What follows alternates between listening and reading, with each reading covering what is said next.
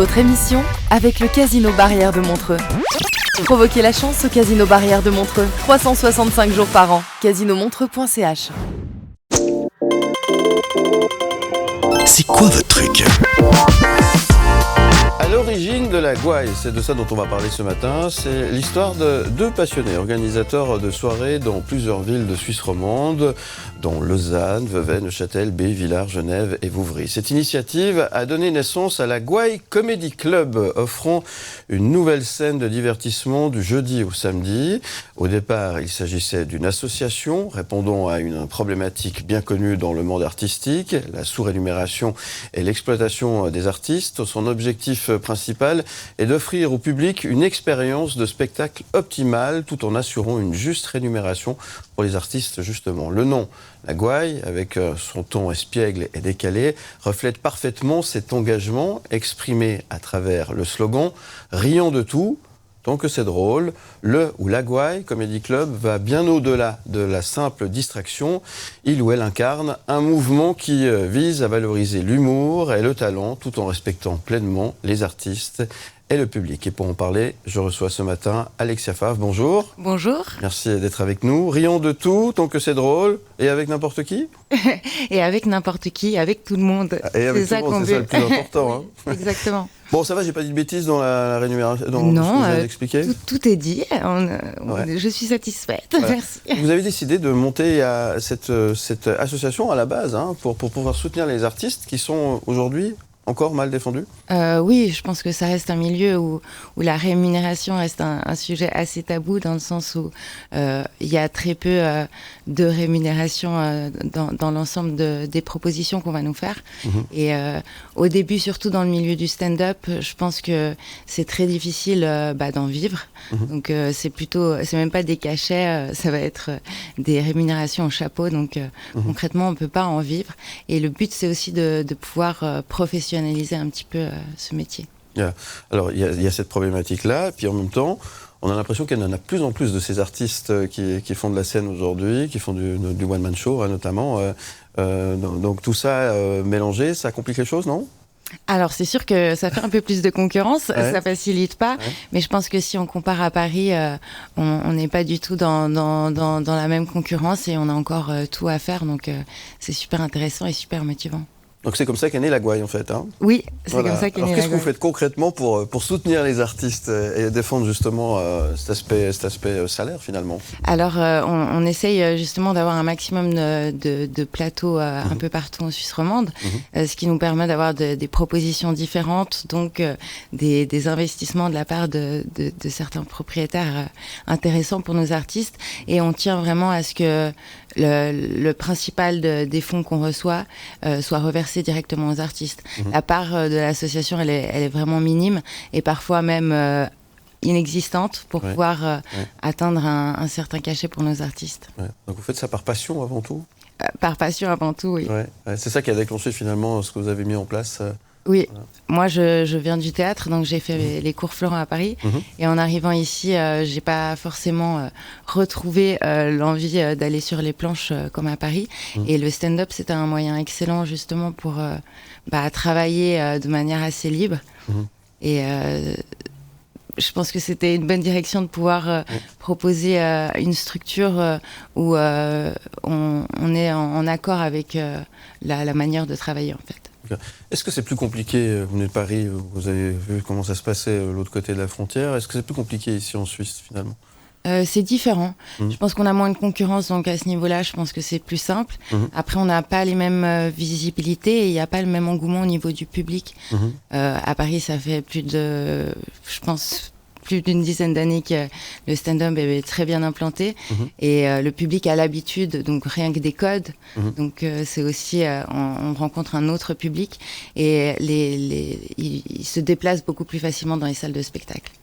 Et pourtant, il y a un vivier incroyable ici en Suisse romande. Oui, il y a des découvertes extraordinaires. Il y a d'excellents artistes, il y a plein de nouveaux artistes, il y en a qui sont très jeunes, d'autres un peu moins, et il y a vraiment des univers différents, et ça mérite vraiment d'être vu. Bon alors, qu'est-ce qui manque alors, finalement ? Il manque un tout petit peu de public, et puis un tout petit peu de moyens parfois. Après, justement, ça augmente toujours un peu plus et on travaille à ça. Donc, je pousse tout le monde à nous suivre sur les réseaux sociaux et puis à suivre le travail de tous nos artistes. Ouais. Alors, la Gouaille, justement, vous proposez des rendez-vous du jeudi au samedi. Ça se passe à Lausanne, au plan B. Voilà. Sur la place du Tunnel. Voilà. Donc c'est un bar très sympa et au sous-sol il y a une belle salle de spectacle. Donc là vous pouvez nous retrouver tous les jeudis, on a des open mic, c'est gratuit. Donc un petit remède contre la dépression gratuitement. Ce que vous appelez open mic, ça veut dire quoi? Ça veut dire qu'on peut venir, on a écrit un texte, on espère être drôle, on peut monter sur scène. Oui, voilà. Alors, on peut s'essayer comme ça. Comment ça oui, marche? on peut tout à fait s'essayer. C'est justement pour des personnes qui débutent ou des personnes qui veulent tester leur blague. Donc, il y a vraiment tous les niveaux. Si vous voulez vous lancer, il faut simplement nous écrire et on vous trouvera une petite place. Et donc là, normalement, on a entre 5 et 8 humoristes différents qui font entre 5 et 10 minutes chacun. Donc, il y en a pour tous les goûts. D'accord. Et le public, alors comment il réagit à tout ça? Est-ce que c'est un bon public? Est-ce que c'est un public difficile? Est-ce que c'est un public bon joueur? Comment est-ce que vous pourriez qualifier ce public de Lambé? Je pense que ça varie vraiment selon les horaires. C'est vrai? Et les artistes. C'est très variable, mais je pense qu'on a quand même en Suisse un public relativement discret. De manière générale, mais toujours très sympathique, très bienveillant. Et les gens ressortent dans tous les cas très heureux et avec le sourire aux lèvres, donc c'est ça l'important. C'est pas un exercice facile de venir s'essayer sur scène devant des gens. Ça doit pas forcément être... Non, c'est très compliqué. Et dans la discipline du stand-up, on a vraiment généralement nos propres textes. Et on est vraiment seul sur scène et il n'y a pas d'utilité forcément à gigoter ou à se déplacer comme au théâtre. Donc on a cette notion, on est vraiment nu face au public et ça c'est un grand défi. Et vous, en tant qu'organisateur, vous prenez un risque aussi? Oui, en tant qu'organisateur, on prend un risque en choisissant nos artistes. Vous les castez quand même avant? Oui, il y en a beaucoup qu'on aura déjà vu dans d'autres soirées. Et puis après, parfois, ils nous envoient des petites vidéos. Et puis certains, on ne les a pas vus et on prend le risque de les voir sur scène. C'est aussi un jeu. Très bien. Alors la Gouaille, c'est régulièrement donc du jeudi au samedi. C'est du jeudi au samedi. Hein. C'est du jeudi au samedi. Sauf quelques exceptions. Sauf quelques exceptions le vendredi et le samedi. Donc les jeudis, c'est les open mic. Donc c'est vraiment ces plateaux avec plusieurs humoristes.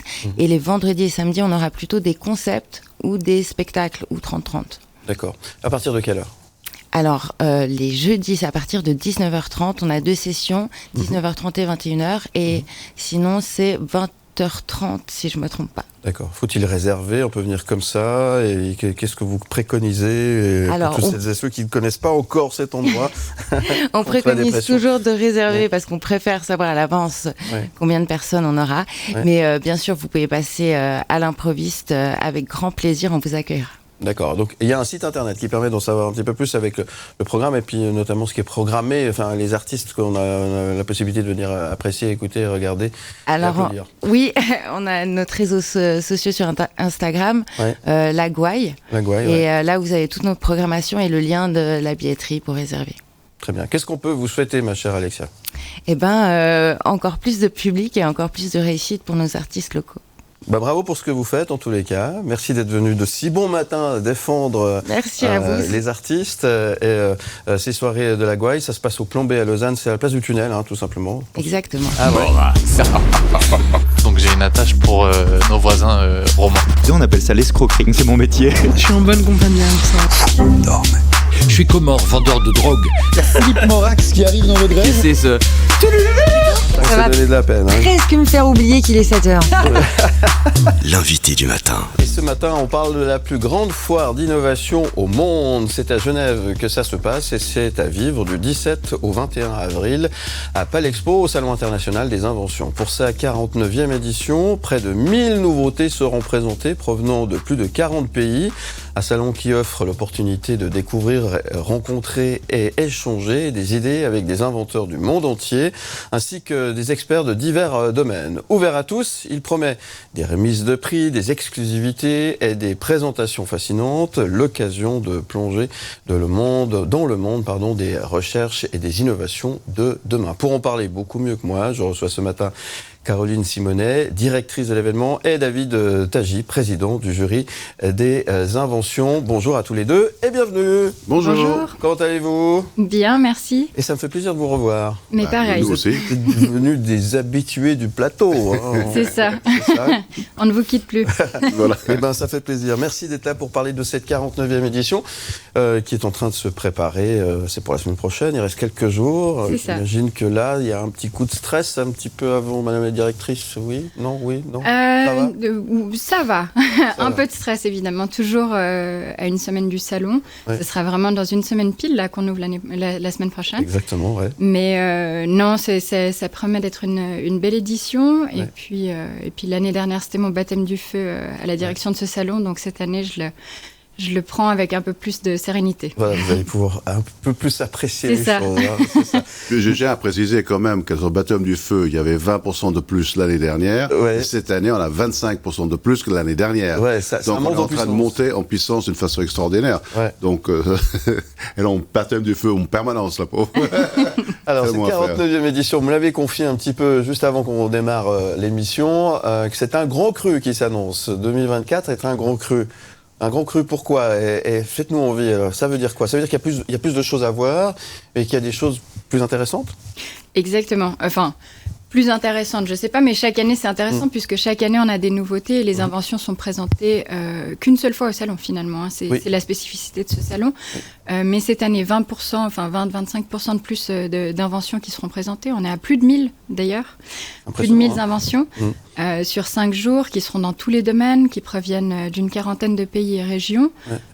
Et puis, la nouveauté de cette année, c'est que l'hôte d'honneur, finalement, c'est le public, avec une thématique qui s'appelle « Toutes inventrices et tous inventeurs ». Et l'idée, c'est qu'à la veille du 50e anniversaire du salon qu'on fêtera l'année prochaine, on remette le public un peu au centre. D'accord. Donc ça, c'est un peu la nouveauté. Ce sera sous forme d'un programme d'animation qui seront des ateliers ou des conférences. En fait, on a pris le prisme à l'envers. On s'est dit, bon voilà, alors le public, c'est un public curieux qui nous suit chaque année, qui vient, qui aime le salon. Et puis, comment faire pour le remettre au milieu ? Quand lui, il déambule dans les allées comme ça, il rencontre les inventeurs, il voit des inventions, puis peut-être à la fin de la journée, il se dit, mais pourquoi pas moi ? Puisqu'on a 80% des exposants qui sont des entreprises et des universités, des centres de recherche, mais on a aussi des inventeurs privés. Puis ça, finalement, ça fait un peu rêver. On se dit, mais si lui, il a la capacité de créer ça, pourquoi pas moi ? Et c'est vrai qu'on s'est dit, mais en fait, on a tous la capacité d'avoir des idées. Ensuite, c'est les concrétiser qui sont plus compliqués. Donc, ce qu'on a cherché à mettre en avant cette année, c'est mettre en avant tout l'écosystème de soutien qui existe et des outils qui existent aussi pour passer finalement de l'idée à l'invention, à l'innovation, au projet. Puisque une invention, ça peut être un prototype ou bien alors un exemplaire commercial, mais ça peut aussi être une start-up ou une entreprise. Et puis ça existe à Genève et en Suisse romande. Et puis l'idée, c'était ça, c'était de dire, il y a tout ça qui est autour de vous et venez au salon des inventions. Peut-être venez avec une idée, rencontrez des experts, discutez avec eux, et peut-être qu'à la fin, vous partirez avec des pistes pour savoir comment est-ce que vous pouvez avancer dans votre projet. D'accord, ça c'est nouveau en quelque sorte. Ça c'est nouveau. C'est quelque chose que vous avez inventé. La grande nouveauté de cette année, exactement. Non, c'était de mon côté, qui suis le président du jury, je trouve que l'idée que Caroline a eue de faire ça, c'était assez exceptionnel. Bien sûr. Parce que il est vrai que beaucoup de gens ont des idées. Mais en fait, ces idées restent dans leur tête et ils savent pas du tout par quel bout prendre ce problème. Et là, elle a mis en place tout un circuit qui couvre toute la palette de tous les obstacles que ça va représenter. Et ça, je trouve ça assez génial. Ça donne vraiment l'opportunité aux gens de dire « Ah, mais moi aussi, je peux faire quelque chose. » Et voilà comment je peux le faire. Et vous, en tant que président du jury, est-ce que ça change quelque chose, finalement ? Alors, pour moi, en tant que tel, peut-être dans 5 ans, oui. Parce que ça veut dire que les gens vont lancer de nouvelles inventions. Mais dans ce côté-là, non. Parce que moi, je suis vraiment, vraiment focalisé sur les inventions qui sont déjà là. Et cette année, comme Caroline a dit, on a 1035 inventions, ce qui est juste phénoménal. D'ailleurs, on a dû coopter plus de 32 nouveaux membres du jury. On a donc notre jury aujourd'hui, il est composé de plus de 100 personne. C'est une compagnie militaire. Carrément. Donc vous êtes le général. C'est vraiment quelque chose. Moi, je me retrouve comme général à la tête de ça. Mais c'est pour vous dire l'importance qu'au niveau numérique qu'on a atteint pour devoir chercher de nouveaux experts, 32 nouveaux experts qui vont intégrer le jury existant pour pouvoir faire face à ça. Parce que notre réputation dépend sur le jury et dépend sur la qualité des évaluations. Et c'est pour ça qu'on augmente. Parce qu'on est déjà reconnu depuis de nombreuses années. Mais là, on a atteint des sommets extraordinaires. Il n'y a qu'à voir 20%, 25%.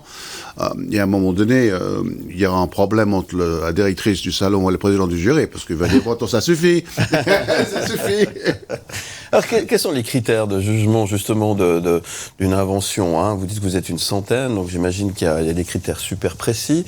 Parce qu'on parle de toutes sortes d'inventions, évidemment, et aujourd'hui, on est dans l'ère numérique, il y a beaucoup de choses qui se passent à ce niveau-là. Il y a peut-être d'autres choses aussi, peut-être plus mécaniques ou plus traditionnelles. Notre façon de juger est assez large, dans le sens qu'on regarde plus ou moins 3 ou 4 critères de base, qui sont le socle. C'est-à-dire, on regarde l'inventivité du produit, on regarde l'innovation du produit, on regarde le potentiel commercial du produit, et également, et c'est très important, on remet dans sa situation géoéconomique le produit. Par exemple, une invention qui a été mise en place par un Sénégalais, pour aller autre chose, peut avoir beaucoup plus de ramifications dans sa structure sociale que nous en Europe.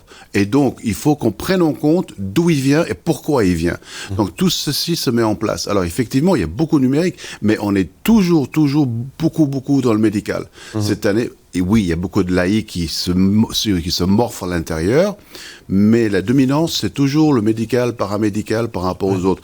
Mais effectivement, le numérique est devenu tellement important que nous avons inventé une nouvelle catégorie, rien que pour ça, rien que pour le cyber, pour le blockchain et pour tout ce qui est computer science, on a fait une catégorie à part pour ça, puisque ça devenait de plus en plus important, il fallait les distinguer des autres. Ça, justement, c'est ça a changé quand même en quelques années, parce que le numérique a pris le dessus. On peut penser à l'intelligence artificielle. Je me souviens qu'on en a parlé l'année dernière, et on a vu que l'expansion, ça allait très vite, effectivement, et notamment l'avancée que ça a permis de faire dans le domaine médical. Évidemment, ça, c'est le genre de choses... Absolument. Souvenez-vous également, l'année dernière, je vous avais dit, moi, j'étais partisan faut le protocoliser, faut le mettre, faut garder un œil dessus. Et je ne sais pas si vous avez remarqué, mais depuis maintenant 6 mois, 8 mois, à peu près, il y a beaucoup de gens qui commencent à dire la même chose. Il faut commencer à garder un œil dessus. Et c'est exactement le cas. Il peut beaucoup aider, mais il faut quand même mettre des barrières. Mais ça, par rapport au salon, ça a quand même changé les choses pour vous, parce que en tant que président du jury, vous devez juger les choses un petit peu différemment. C'est des choses qui sont un peu plus... comment dirais-je, plus volatile peut-être. Alors en fait, on est confronté à une situation qui est assez paradoxale, parce que normalement, on va juger l'innovation, mais il y a des situations dans lesquelles on a l'innovation et on a le résultat de l'utilisation. Et donc on doit regarder qu'est-ce qui est important dans cette situation. Est-ce que l'important, c'est véritablement l'innovation en tant que telle, ou est-ce que l'important, c'est ce qu'elle arrive à faire, et l'inverse. Et donc, c'est là où on doit essayer de commencer à être de plus en plus flexible dans la façon que nous avons de regarder ces distinguos. Et pour vous, Madame la Directrice, programmer, organiser ces nouveautés, justement, ça complexifie les choses, justement. Le fait d'être dans cette ère numérique qu'il faut pouvoir présenter, démontrer, mais qui est quand même quelque chose qui est un peu, finalement, qu'on voit pas. Mais je suis pas franchement sûre, en tout cas d'un point de vue organisation, parce que pour nous, finalement, à part qu'on doit aussi se mettre à la page, avoir des sites internet plus performants, enfin des plateformes d'enregistrement, etc. Finalement, pour nous, ça change pas grand-chose en réalité. Ça change surtout au niveau de l'évaluation des inventions, comme l'a dit David avant. Mais pour nous, en termes d'organisation, pas tellement. Mais c'est vrai que autant il y a 5 ans, 6 ans, on avait beaucoup d'inventions qui étaient dans tout ce qui était le IoT, Internet of Things. Autant cette année, on voit un boom de l'IA, mais qui est souvent couplé aussi avec un peu d'Internet of Things. Enfin, on voit comme ça des tendances qui changent en fait, finalement. C'est surtout ça. Et ça permet d'inventer d'autres choses. Absolument. C'est ça qui est plutôt intéressant. Ah ouais. Ça va donner de la peine. Presque me faire oublier qu'il est 7 heures. L'invité du matin. Notez bien les dates, du 17 au 21 avril prochain à Palexpo, Genève, le Salon international des inventions. Je reçois ce matin sur le plateau Caroline Simonet, directrice du Salon, et puis David Tagy, président du jury du Salon des inventions. Merci d'être là tous les deux pour me parler de cette 49e édition. On le disait tout à l'heure, une édition grand cru, avec encore plus de choses à voir en termes de quantité, encore qui viennent d'un petit peu partout dans le monde. Salon qui est réputé mondialement, quand même, il faut le rappeler aussi. C'est à Genève que ça se passe. C'est à Palexpo que ça se passe. Exactement. Depuis 49 éditions, c'est fou. Oui. Non, Genève a réussi à se monter vraiment le tout premier plan. C'est Genève la référence. C'est très simple. Il n'y a aucun autre salon d'innovation ou d'invention au monde qui peut rivaliser avec Genève aujourd'hui. On est vraiment le numéro 1, et ni de près ni de loin, de très très loin. Ouais. Et ça, c'est grâce également à l'organisation et au jury. Vous dormez bien, madame la directrice? Ça va. mieux dimanche. Pas assez à mon avis. Pas assez à mon avis. Dimanche de la semaine prochaine, ce sera mieux, je pense. Alors, on parlait tout à l'heure de l'intelligence artificielle. Un chiffre, 30% de ce qui est présenté est connecté dans les nouveautés. L'intelligence artificielle y est pour quelque chose quelque part. Soit à 80%, soit à 5%, soit à 10%. À peu près 30%, on va le trouver quelque part dans l'innovation. Et la suite, c'est là que ça va se passer. Les inventions, c'est dans ce domaine-là que ça va se passer, parce que finalement, est-ce que tout le reste a été inventé après la roue? Qu'est-ce qu'on a inventé d'incroyable? Alors non, parce que il y a la fameuse phrase du président des brevets aux Américains dans les années 40. Il a démissionné en train de dire, bon, maintenant il n'y a plus rien à inventer, je démissionne. C'est complètement faux. Parce que je vous donne un exemple. Est-ce que vous savez combien de brevets sont déposés chaque année? Aucune idée. 3,5 millions. D'accord, donc ça veut dire 3,5 millions de nouveautés par année dans le monde. Donc l'innovation est partout. Ce n'est pas du tout seulement dans l'IA, ni de près ni de loin. C'est dans tous les domaines. Et heureusement. Et heureusement, parce que ça peut avoir des nouvelles façons d'avoir de nouveaux types de casseroles. Il y a plein de choses. Nous, on a certaines inventions qu'on a, par exemple, cette année. C'est une nouvelle méthode d'extraction du lithium de l'eau de la mer. D'accord. Où il n'est pas là-dedans, l'IA. Mais c'est une méthode d'extraction de ça. Une autre invention, c'est du ciment écologique. Donc, c'est vraiment tout ce qui est utile dans le monde est à Genève et on est numéro 1. Parce que le jury qui est là est reconnu comme étant le meilleur, grâce à notre persistance depuis 49 ans. Du coup, je suis très troublé pour continuer de vous interviewer. Non, ce qui est important de rappeler, c'est que finalement, l'IA va permettre d'inventer d'autres choses. C'est une autre vision de la vie, ça va permettre de faire d'autres choses. Mais ça doit rester, et ça on en parlait aussi hors antenne, on peut se confier quand même au public, ça doit rester un outil et on doit garder une vigilance là-dessus. C'est ça que vous disiez. Totalement. Voilà, ça c'est important. Absolument. Maintenant pour l'aspect pratique. Alors le salon, il est ouvert évidemment à tout le monde. On peut venir avec les enfants. Il y a des conférences qui sont organisées, des workshops. Il y a des possibilités aussi de connaître un peu plus certains produits, de parler avec les gens sur place. Comment ça se passe? Qu'est-ce qu'on peut donner comme conseil à celles et ceux qui ne sont pas encore venus faire un tour du côté de Palexpo au Salon des Inventions? Alors, il faut venir avec un esprit ouvert et être curieux, exactement. Ouais. C'est ça. Et c'est la spécificité du visiteur du Salon des Inventions, c'est qu'on a vraiment un public de curieux qui vient chaque année pour découvrir les nouveautés, les innovations de demain. Finalement, avoir une petite fenêtre ouverte sur l'avenir. Si on vient avec des enfants, on a prévu cette année des choses pour les enfants. C'est ça. Oui. Cette année, c'est bon, on a fait le pas. Parce qu'il y a beaucoup de parents qui nous écoutent et qui nous regardent, donc on doit penser à tout le monde. Alors, cette année, ça sera un peu, disons-le comme ça, la répétition générale pour les 50 ans de l'année prochaine. L'année prochaine, on essaiera de faire encore plus grand, encore plus. Mais cette année, pour les enfants, on aura le mercredi Digital Kids, qui est une association qui va faire des ateliers pour apprendre à manipuler et à programmer des robots. Ça, c'est pour les enfants. Et puis, toute la semaine, on aura ScienceCop, de l'Université de Genève qui va venir faire des ateliers scientifiques sur trois thématiques principales, les maths, la physique et les sciences de la Terre. Et ça sera des ateliers de 45 minutes à peu près. En semaine, c'est réservé aux classes. Le week-end, au grand public. Faut s'inscrire juste sur le site internet, c'est tout. C'est gratuit pour les enfants en dessous de 18 ans d'ailleurs, si jamais. On veut préciser, Voilà. Donc ça, c'est pour les enfants. Et puis après, pour les parents ou ceux qui n'ont pas d'enfants. Pour les autres. Pour tout le reste. Donc on a ce fameux programme d'animation qu'on a mis en place, qui serait sous forme d'atelier, comme vous l'avez dit, ou alors de conférences. Donc là, l'idée, c'était de mettre en avant l'écosystème de soutien et les outils. Donc par l'écosystème de soutien, on aura la présence d'associations et d'institutions telles que Genilem, la Fondetech, la Fongite, ça parlera surtout pour Fongite et Fondetech, plus aux Genevois que au reste, mais Genilem est sur les deux cantons.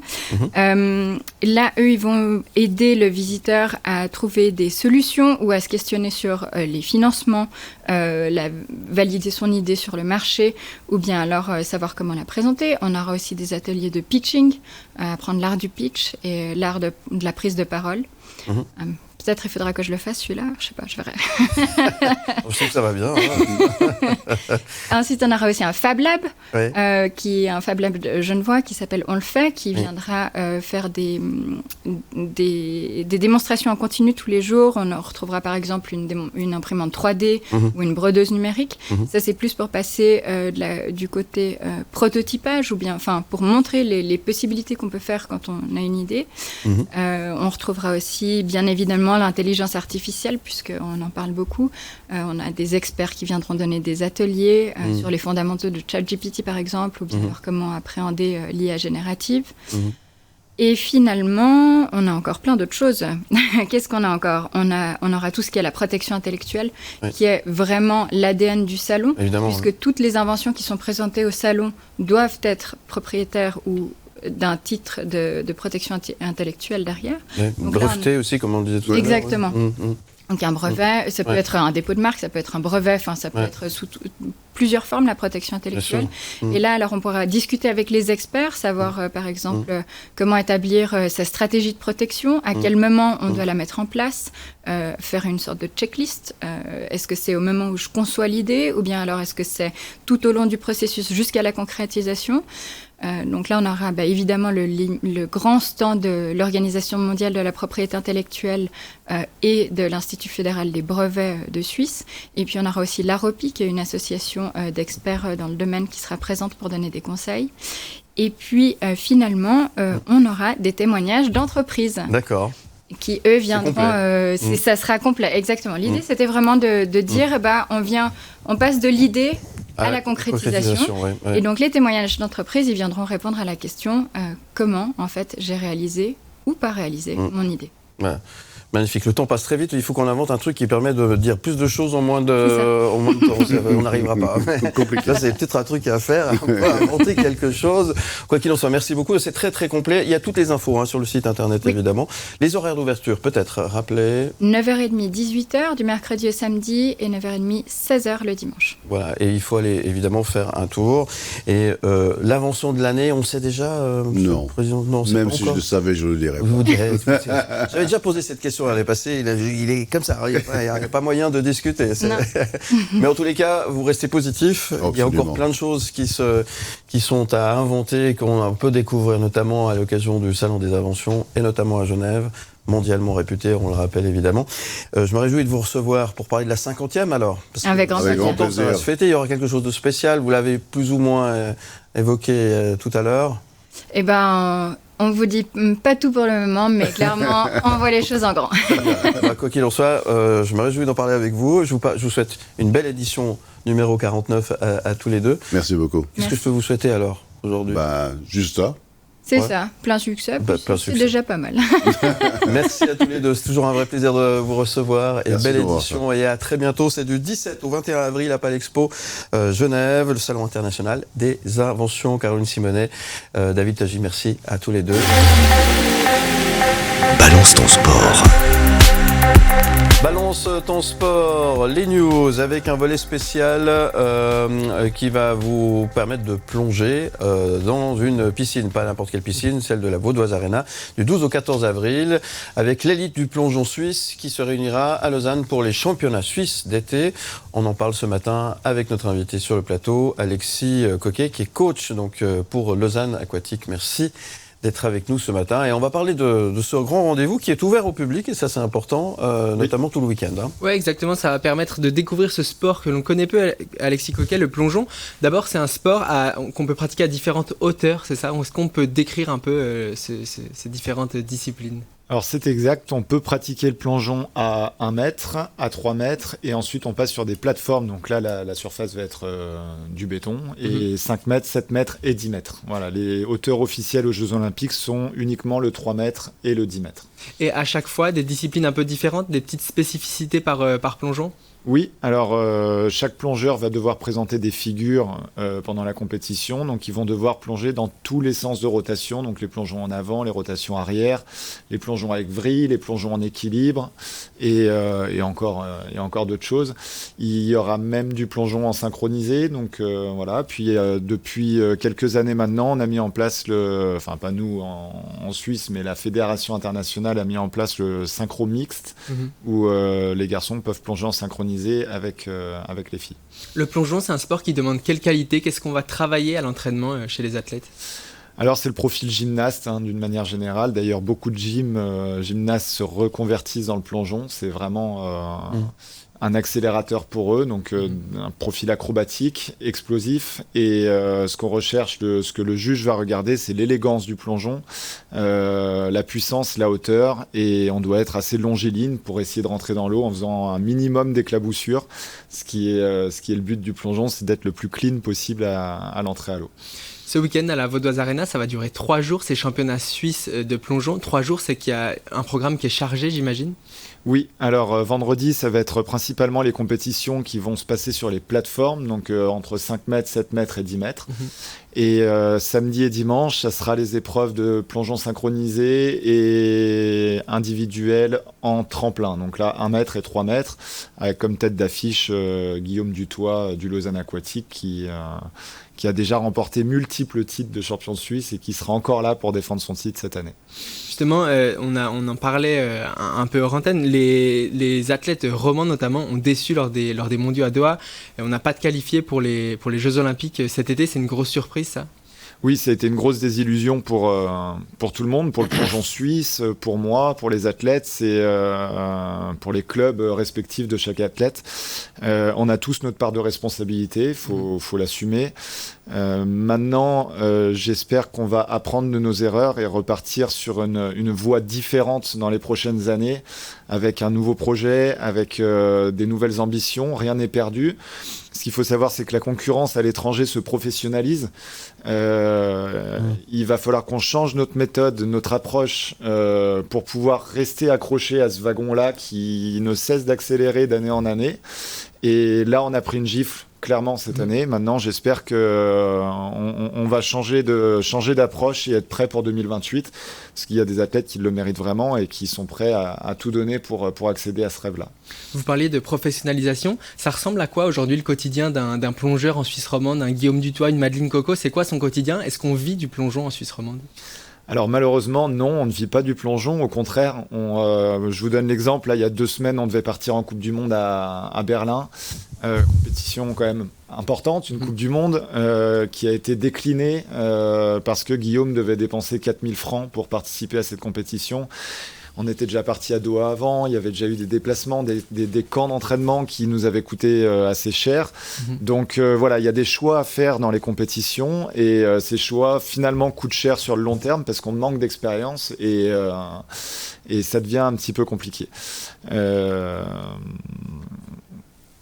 La question, c'était... C'était ça, le quotidien d'un... Ah oui, et donc le quotidien, c'est rechercher des sponsors, travailler à côté. Ils sont souvent sur des masters, deuxième master, voire pour certains. Donc les études sont quand même une des grosses priorités pour eux, parce que justement, on ne vit pas du plongeon, donc il faut penser à l'après-carrière aussi. Donc le double projet est hyper important. Et puis après, c'est un entraînement, 2 entraînements par jour, ça dépend des jours. La préparation de Doha, c'était assez intense, mais ça correspond entre 16 et 20 heures d'entraînement par semaine à peu près, plus tous les à côté, psychologiques, accompagnement, kiné, tout ça. C'est ça qui est compliqué, c'est qu'on n'arrive pas, en tant qu'athlète, se concentrer que sur quelque chose, sur une chose, et qu'il faut penser à travailler son master, à travailler, tout simplement pour pouvoir financer finalement. C'est ça. Ça, c'est spécifiquement en Suisse, ou ça se passe pas partout comme ça, Je connais que le système français, donc pour comparer, c'est un petit peu différent, mais si on peut faire la comparaison, en France, une fois qu'un athlète est ciblé comme ayant un potentiel ou athlète de haut niveau, il rentre dans un système où tout est financé par la fédération. Voilà. On prend ses billets de train, on lui prend l'hôtel, nous on doit réserver, on doit chercher le meilleur hôtel au bas prix, c'est Airbnb, c'est un petit peu à la débrouille. Il y a des avantages et des inconvénients des deux côtés, c'est-à-dire que le sportif suisse va être autonome, débrouillard, et il est prêt à avancer dans la vie, clairement. Le plongeur français, comme j'ai connu, est plus assisté, et quand l'après-carrière arrive, ça peut être brutal pour certains. Donc voilà, il y a du bon et du moins bon des deux côtés, mais c'est quand même particulier en Suisse, où justement l'athlète doit quasiment tout faire tout seul avec son entraîneur. Ce qui n'est pas simple, Oui, absolument. Vraiment pas une perte de temps et d'énergie. Effectivement. Ouais. Pour conclure, Alexis Coquet, pour des gens qui n'ont jamais eu l'occasion de voir du plongeon en vrai, c'est le bon moment. Ce week-end, c'est une bonne occasion à la Vaudoise Arena. Qu'est-ce qu'on peut leur dire à propos du plaisir qu'on prend, que ce soit à la fois à plonger et à venir voir du plongeon? C'est un effort qui est très court. Alors c'est un effort qui est très court, c'est vrai que le plongeon on le connaît pas, c'est des règles qui peuvent paraître un petit peu compliquées, mais quand on pratique ce sport, surtout pour les plus jeunes, c'est vraiment une école de la vie pour moi le plongeon, c'est combattre ses peurs, l'appréhension, c'est le dépassement de soi, comme dans tous les sports finalement, dès qu'on le fait un petit peu à haute intensité, on va aller chercher à se dépasser, mais il y a cet aspect un petit peu psychologique, peur, sauter de haut, se lancer, faire des acrobaties, ça reste de l'eau, on peut prendre une petite claque, on se fera pas gravement mal, ou très rarement, ça peut arriver, mais voilà, c'est un sport qui est ludique, dans lequel on peut prendre énormément de plaisir, et on se voit progresser quand même relativement vite. Merci beaucoup Alexis Coquet. Les championnats suisses élites de plongeon, c'est de vendredi à dimanche à la Vaudoise Arena. Allez-y, les portes seront ouvertes, c'est gratuit. C'est ça. On ira faire un tour. Je vous dis, du 12 au 14 avril. Merci beaucoup Alexis Coquet. Le journal de la musique avec David Letard. Bonjour David Letard. Bonjour Philippe. Comment ça va? Très bien, merci. Ces vacances vous ont fait du bien. Oh oui, on voit là, j'ai bonne mine. Oui, vous avez bonne mine, effectivement. Vous êtes bien bronzé. On va parler d'un événement qui se déroule tout bientôt. C'est du 19 au 20 avril. C'est le Rock Tribute Festival, destination Montreux, destination le Casino Barrière de Montreux. Et on accueille ce matin sur le plateau Sébastien Joly. Bonjour Seb. Hello. Comment ça va? Ça va très bien pour un matin. Merci d'être avec nous pour nous parler de cet événement très attendu, mon cher David. Oui, qui dit que le rock, est-ce que le rock est mort? Non, le rock est loin d'être mort. 2 jours de live avec les meilleurs tribute bands, 6 concerts en tout, vous seront proposés donc les 19 et 20 avril prochains au Casino Barrière de Montreux. Et durant ces 2 jours, vous allez certainement, même assurément, chanter sur du Jean-Jacques Goldman.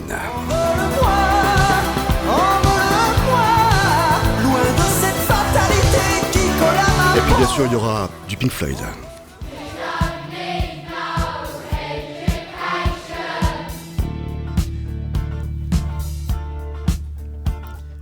Vous pourrez chanter encore sur du Téléphone, tiens.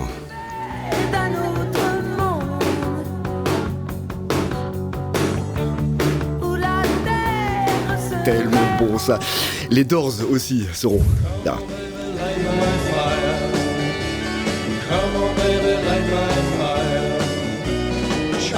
Et les chansons intemporelles, bien sûr, de Johnny Hallyday.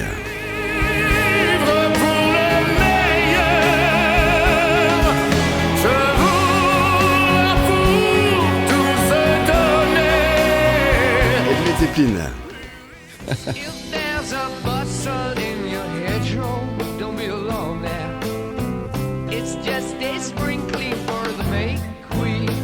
sais, oui, c'est très frustrant à chaque fois, mettre que des courts extraits. Vous profiterez les 19 et 20 avril justement, c'est ça le Rock Tribute Festival. Des groupes qui vont rendre un hommage au répertoire de ces artistes avec leur musique finalement qui traverse les générations, Sébastien Joliet. Oui, qui traverse et puis on voit qui reste, on voit l'engouement. Ouais. Certains nous manquent, donc on a encore besoin de les voir, de les entendre. Alors les voir c'est un peu plus compliqué, mais grâce au tribute, on y arrive. Oui, alors lui il a quitté la scène depuis maintenant un long moment. Ses musiques restent toujours là. Là on est avec le groupe Non Homologué justement, qui est le tribute de Jean-Jacques Goldman. Exact. Ouais, alors il y en a pléthore, comme on dit, des tributes de Jean-Jacques Goldman. Mais eux, j'ai trouvé leur sincérité et puis leur approche vraiment au top. Et puis c'est pour ça que je les ai sélectionnés. Ouais, et la voix du chanteur aussi, hein, c'est assez hallucinant. Quand on ferme les yeux, on a l'impression vraiment d'écouter Jean-Jacques Goldman. Ouais, il est très très proche et sans vouloir exagérer le trait. Donc c'est ça aussi qui est... Les tribute bands, c'est un vrai exercice de style, hein, quand même. Oui, alors aujourd'hui, oui, c'est exactement ça. Merci beaucoup de le souligner. C'est pas juste dire, allez, on reprend la musique de. Aujourd'hui, on va reprendre l'ambiance de, on va reprendre l'essence de. Ouais. On va avec beaucoup de respect, hein. Ah bah énormément. Tout est vraiment à la note près. Hein. Il faut que ce soit des gens passionnés de l'artiste. Et puis généralement c'est des fans de l'artiste en fait. Sinon on peut pas le faire en fait. Ouais, c'est ça. Il faut on pourrait même dire des amoureux de l'artiste et du répertoire. Ouais. Et puis j'aime bien aussi une phrase que vous avez dite, j'ai pu voir dans une interview, ce sont pas des copies. C'est très important aussi. On parle de passion de la musique. Oui. C'est pas uniquement des copies. Ils rendent hommage en fait à chaque fois. Exactement. Si on prend juste la définition, enfin la traduction du mot tribute, c'est hommage à. Ouais. Donc ils rendent hommage à. Donc bien sûr, des fois on va avoir des copies. L'année dernière, on a eu les Few Stop, qui sont le tribute officiel de ZZ Top. Mais eux, s'ils viennent pas avec les barbes et les guitares et les costumes, ça va être... Ça va pas le vivre parce que c'est le but de ZZ Top, c'est d'avoir ce show aussi. Il y a le côté aussi visuel en fait. Ouais. Donc je veux pas que les tributes que moi je prends singent les artistes. Je veux dire, je veux pas que quelqu'un se grime. Enfin peut-être pour un Kiss un jour on le fera, mais parce que lui il serait pas métis ou des choses ou mettre des faux dreads ou des choses comme ça. Là moi ça me va pas. Et encore une fois pour les Few Stop et les fausses barbes, ça me dérange pas.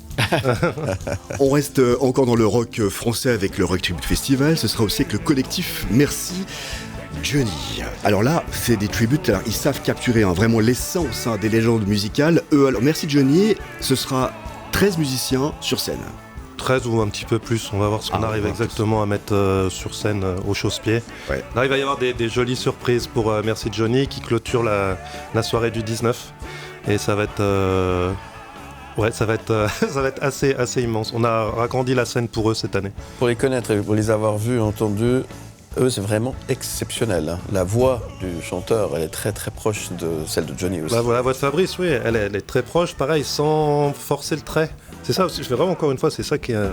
Et puis le show, voilà, on voit des choristes, on voit des cuivres, un harmoniciste. Ça envoie les musiciens, les connaissances, ce sont des très très bons musiciens et ils respectent vraiment énormément le répertoire. Ils vont chercher des versions qu'on connaît pas tous forcément, des lives, des choses comme ça. Et c'est pareil, il y en a beaucoup des tributes de Johnny. Hein. Rien qu'en Suisse, je crois qu'on est à 3 ou 4. Donc il fallait en choisir un et on a choisi par affinité, spectacle et voilà. Ah ouais. Bon, juste comme ça en passant, vous avez été aussi le batteur de Johnny Hallyday, hein? Oui, j'ai eu la chance de faire quelques plateaux avec Johnny dans les années 2000. Oui. Ah non, vous êtes quand même humble, hein. Céline Dion aussi, Chris Fulham, Laura Pausini, Ronnie Zanon quand même. Ouais. Le vendredi sort une soirée 100% rock français, mégaphone, tribute de Téléphone, Non Homologué, tribute de Goldman, Merci Johnny, le tribute de Johnny Hallyday. Le samedi sera une soirée entre rock et psyché, et là on est avec le groupe Echoes qui reprendra le meilleur des Pink Floyd. Et oui.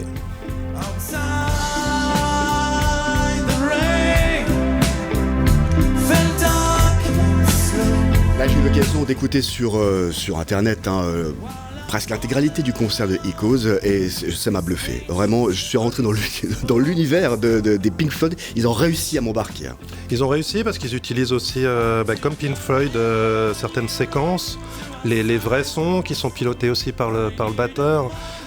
Donc les vidéos, donc en live, il y a aussi les vidéos originales des Pink Floyd. Donc on est vraiment sur une méga interprétation. Alors il y a eu un gros tribute là, qui est passé il n'y a pas longtemps à Genève, The Australian Pink Floyd. Qui sont très très bons, qui sortent, qui remplissent l'aréna, qui arrivent avec des camions de matériel. Donc oui, ça sonne. Oui. Là, on n'aura pas les camions de matériel, mais je peux vous garantir que ça va sonner pareil. Bon, on rappelle comme le contexte, vous êtes au Casino Barrière, oui, qui est un lieu mythique. Exact. Le Montreux Jazz, c'est dans quelques semaines, on en parlera. C'est la référence musicale, en tout cas en Suisse, par excellence, d'être au Casino dans ce lieu mythique. C'est là où j'ai voulu faire émerger cette idée que j'avais un peu plus depuis environ 30 ans, quand moi je regardais les vidéos du casino, du Montreux Jazz. Oui. Et puis j'ai approché l'équipe du Casino Barrière Montreux et je leur ai proposé mon concept l'année dernière, un peu plus maintenant. Et puis ils ont tout de suite piqué et puis on a dit on y va. Et puis cette année, on fait la deuxième. Disons, il faut juste imaginer que nous on arrive dans les salons du Casino Barrière et c'est vide. Donc il y a une équipe, il y a Produit Light qui arrive, qui monte la scène, qui monte les écrans, qui crée les loges. On fait vraiment, on part de zéro. Donc entre le jeudi et même le mercredi jusqu'au lundi, c'est une fourmilière qui monte et qui démonte une scène complète. Le public pourra s'attendre bien sûr à des rencontres aussi avec des artistes. Il y aura aussi des motos qui seront présentes. Oui, merci Indian d'être là. Moi je suis super fier de les avoir. Indian, c'est une marque américaine de motos. Ils sont là, ils ont été là dès le début aussi. Moi j'aime bien les gens qui peuvent me suivre depuis le début. Fidèle. Et même le samedi cette année, le public, où les gens pourront venir essayer des motos l'après-midi. Les motos seront garées devant le Casino Barrière de Montreux. Ouais. Et puis il y aura des test rides pour essayer. Même qu'il y aura des cadeaux aussi pour le public. Vous avez amené en exclusivité pour Canal+ et M. Je voulais vous montrer cette caisse claire. Waouh, la classe. Qui a été fabriquée par, j'espère qu'on la voit bien, qui a été fabriquée par Philippe Lalitte, qui est un ami français qui fabrique des batteries sur mesure en Corrèze, qui sèchent à côté des vaches. Moi personnellement, je suis batteur et je joue qu'avec les batteries Lalitte maintenant. Et voilà, celle-ci, il me l'a fait. Voilà, elle est brandée, c'est un modèle unique. Puis elle sera à gagner en tirage au sort le vendredi soir. Donc voilà. Très belle. Raison de plus d'y aller. Deuxième édition du Rock Tribute Festival les 18 et 19 avril au Casino Barrière de Montreux. 2 jours de live avec les meilleurs tribute bands, des conférences, des animations, des exposants, de quoi se restaurer. Également infos et billetterie sur montreuxtributefestival.ch. Sébastien Joly, un rêve de tribute, un rêve du style, mais vraiment cela je veux l'avoir. Je t'avoue, maintenant avec notre association qui s'appelle Band for Event, on regroupe un peu tous les tributes déjà de Suisse, puis maintenant on commence d'Europe et j'en reçois toutes les semaines des propositions et pour l'instant je les ai quasiment tous en fait. Après je suis le directeur de festival le plus heureux du monde parce que je peux choisir tous les groupes, qu'ils soient vivants ou partis ou plus là ou qui sont en pause et puis je peux les inviter dans le mode tribute en fait. Donc voilà, j'ai plein d'idées et puis on verra sur les prochaines éditions, mais je pense qu'il y aura des belles surprises. Longue vie au Rock Tribute Festival. Merci beaucoup. Merci Sébastien. Merci beaucoup Philippe pour l'invitation. À très bientôt. On se voit au festival, j'imagine. Avec grand plaisir. Elle est très sympa ta caisse claire. Ça me plaît bien. On a fait tourner. Elle est très très belle. Franchement, c'est la classe. Merci beaucoup. Et vive les tributes et vive le rock. Alors. Oui, vive le rock. Merci beaucoup. À très bientôt, sur M et sur Canal+. Le journal de la musique avec David Letard. Bonjour Laura Scalia. Bonjour à toutes et à tous. Comment ça va ? Super. Merci d'être avec nous sur le plateau aujourd'hui pour nous parler de toi, de ta musique, de ton univers. C'est le bonheur, David Letard. Oui, c'est une belle relance. Ce printemps, on rime avec le retour de Laura Scalia avec un nouvel EP qui s'appelle The Rise. Un premier court-métrage est également d'un parti. On en parle ensemble dans le journal de la musique. Laura Scalia, The Rise, ils sont ce vendredi 12 avril.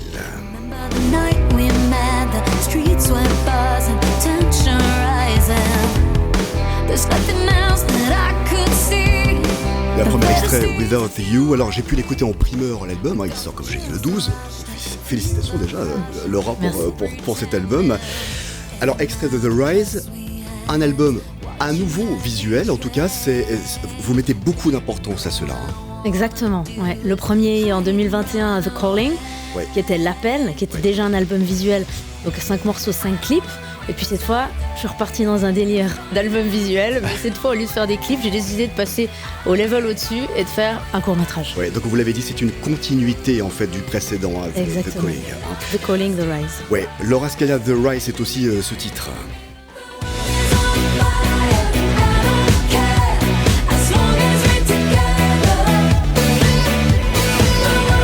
Living on the Edge. La pochette de l'album m'intrigue, Laura Scalia. Elle est magnifique déjà. On vous voit à la sortie d'une sorte de porte-fenêtre à l'extérieur avec des rayons lumineux. Il y a quelque chose de mystérieux. C'est beau en même temps. Racontez-nous. Merci pour ton analyse, David. C'est exactement ça. Donc le premier single qui est sorti il y a 2 mois, qui était Living on the Edge, on voyait cette même femme marcher dans un couloir, se dirigeant vers cette portail, cette porte d'ascenseur, on ne sait pas vraiment exactement. Un miroir. Ça pourrait. Ça pourrait, hein. Ça pourrait, exactement. Donc libre à l'interprétation. La deuxième pochette, donc Without You, qui est le premier extrait qu'on a écouté à l'instant, elle était un peu plus proche de ce edge, en fait, hein, de cette limite. Et puis là, ça se concrétise. Donc c'est un peu en primeur qu'on la découvre, parce qu'elle n'a pas encore été révélée, même pas sur mes réseaux sociaux. Et là, en fait, elle a passé ce portail et on la voit s'élever, The Rise, vers une source lumineuse. Donc de nouveau, libre d'interprétation.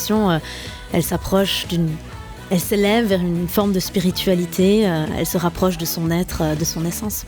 L'univers de Laura Scalia, je dis un nouvel album visuel, une bande son pour un premier court-métrage du même nom, en collaboration avec le cinéaste Christophe Arnoul, une autofiction. Voici un extrait de The Rise. The process is about to start seeing the light. A new dimension is about to open. You've heard the call. Everything life throws at you, now is the time. Will it lift you higher to rise? Alors pour ceux et celles qui sont en radio, je vous invite à voir cette interview en replay sur M le Média. Vous aurez également les images. Là, c'est le trailer. Alors, je vais prendre les premiers mots que j'ai pu lire. Alors que vous célébrez le succès de votre premier album, vous découvrez que votre petit ami a mis en ligne une vidéo de vos ébats amoureux à votre insu. Et là, vous êtes prête à tout faire pour sauver vos valeurs de femme engagée que vous défendez. C'est une partie du synopsis, en tout cas du court-métrage de vous, Laura Scalia. Racontez-nous. Exactement, tu as presque tout dit, en tout cas tu as bien teasé le film. Donc en effet c'est une autofiction, il y a beaucoup d'éléments qui sont tirés en fait de mon expérience ou de la vie de personnes proches qui m'entourent. Comment a été construit ce court-métrage? C'est ça qui est spécial dans ce projet. C'est qu'en général on écrit une trame. On a une dramaturgie, on a une trame narrative, et ensuite on écrit les morceaux qui viennent accompagner le film et le scénario. Là c'est tout l'inverse qui s'est fait. Je suis partie des textes de mes morceaux pour construire l'histoire du film. Oui. Et ça, c'est un processus qui a été très intéressant à faire, et c'est un peu l'aspect aussi innovant de cette démarche artistique. Et puis, j'ai été en effet accompagnée de Christophe Arnoul et de Peter Van Huytvanck, qui est aussi la personne avec qui j'ai produit toute la partie musicale. Et voilà, en fait, moi, je commence toujours par m'exprimer musicalement avant de m'exprimer autrement. Et donc, les paroles sont arrivées comme ça, parce que j'avais des thématiques fortes que je voulais aborder. Et puis de là, on s'est rendu compte qu'il y avait clairement une histoire qui pouvait émerger. Et donc, on a décidé de mettre tout ça en images, et évidemment de fictioniser certains éléments pour rendre le film plus prenant. Alors, l'aventure, elle ne s'arrête pas là. The Rise partira également direction les festivals. Vous allez envoyer, en tout cas, ce court-métrage. Vous allez faire également des ciné-concerts. On en parlera ensuite. Après, je donnerai les dates. Ce sera partout en Suisse romande. Exactement. Ouais. Il y a déjà 4 dates confirmées et 3 qui sont en cours de discussion. Laura Scalia, une petite aparté, elle travaille beaucoup actuellement, mais cela n'empêche pas d'écouter en boucle ceci.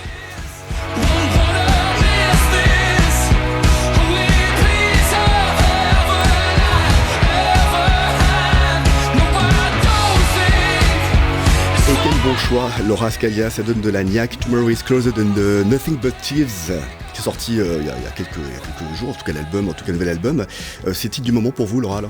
Ouais, il y a des titres comme ça qui m'inspirent et qui en plus restent comme ça sur la durée, parce que en fait c'est d'une telle qualité au niveau production, au niveau composition, au niveau interprétation, à tous les niveaux, que ça reste des sources d'inspiration. Après c'est très varié, j'aime bien le rock, j'aime aussi la pop, j'aime aussi la balade. L'autre jour je faisais un trajet depuis Thun, j'ai écouté du Chopin sur tout le trajet, donc voilà, les inspirations viennent de tout univers. Laura Scalia et le cinéma, c'est une grande histoire d'amour également. On vous voit ici à l'image au Swiss Film Award à Zurich. C'était il y a quelques jours. Votre premier tapis rouge, Laura Scalia, toutes mes félicitations. C'était pour le film The Fuse. Exactement. Film qui a été quand même nominé aux derniers Oscars à Los Angeles. Exactement. Vous avez prêté votre voix. C'est ça, j'ai posé ma voix sur un titre qui s'appelle Volver, Volver, ma première interprétation en espagnol d'ailleurs. Donc les producteurs, réalisateurs m'ont contacté en disant on veut ta voix sur ce morceau-là, on veut ton interprétation de ce morceau-là pour ce film au moment clé du film qui revient ensuite, qui est un morceau qui revient ensuite dans le générique. Ils m'ont donné 3 jours pour le faire. Donc j'ai enregistré ça chez moi, pour vous dire, et puis sans aucune attente réellement. Et puis 1 année après, on me dit... Le film est qualifié aux Oscars. Puis j'ai pas tout de suite réalisé. Puis je reçois une vidéo de Matthew Modine, qui est quand même un acteur, un producteur très connu, qui dit Laura, you have an amazing voice, etc. Puis j'y croyais pas trop. Je disais que c'est super. En fait, il m'a fallu un petit moment pour tilter, me dire attends, c'est juste complètement dingue ce qui se passe. Et puis étant qualifié aux Oscars, il s'est aussi retrouvé nominé au Quartz à Zurich, où on a célébré il y a 2-3 semaines. Et l'aventure continue. Laura Scalia, The Rise, votre nouvelle EP, cela sort ce vendredi 12 avril. Alors le court-métrage, c'est pour très très bientôt. Vous serez en ciné-concert pour votre album et le court-métrage. Alors je donne des dates. Le 18 avril au Cinéma Bio de Genève, le 25 au Ciné-Rive de Montreux, le 1er mai au Ciné-Rive d'Aigle. Autre date de concert pour voir Laura Scalia, les 18 et 19 mai aux Cases Ouvertes de Lavaux, le 13 juillet au Jardin de la Perle de Villeneuve et le 1er août sur la place de la Navigation de Lausanne pour notre fête nationale avec Laura Scalia. Il y aura encore d'autres dates qui vont arriver aussi. Alors. Exactement, d'autres dates en discussion. Et puis j'ajoute aussi que le film sera disponible en ligne pour les personnes qui ne peuvent pas se déplacer. Alors, évidemment, on préfère toujours rencontrer son public. Évidemment. Surtout que les ciné-concerts, il y aura ces 30 minutes de concert showcase acoustique où je réarrange, redécouvre complètement les morceaux en version presque unplugged, guitare-voix ou piano-voix. Et pour les personnes qui ne peuvent pas se déplacer, qui sont peut-être à l'étranger, le film sera disponible aussi en ligne avec un accès exclusif réservé. Il y aura toutes les informations sur mon site internet. Elle fait tout, Laura Scalia. On vous suit sur les réseaux sociaux ainsi que sur laurascalia.com pour avoir toutes les informations. Merci Laura et longue vie pour votre dernier album qui s'appelle The Rise. Merci.